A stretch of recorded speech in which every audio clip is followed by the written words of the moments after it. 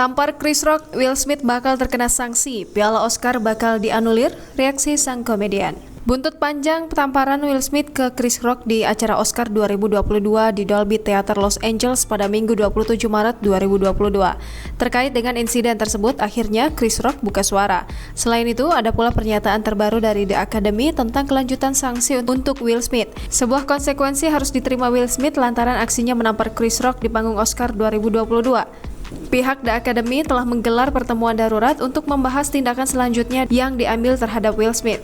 The Academy telah membuat pernyataan yang memberatkan Smith, mengutip standar perilaku dan pelanggaran terhadap Rock, yakni kontak fisik yang tidak pantas, perilaku kasar atau mengancam dan menodai citranya sebagai aktor. Adapun pihak The Academy memulai proses disiplin untuk Smith.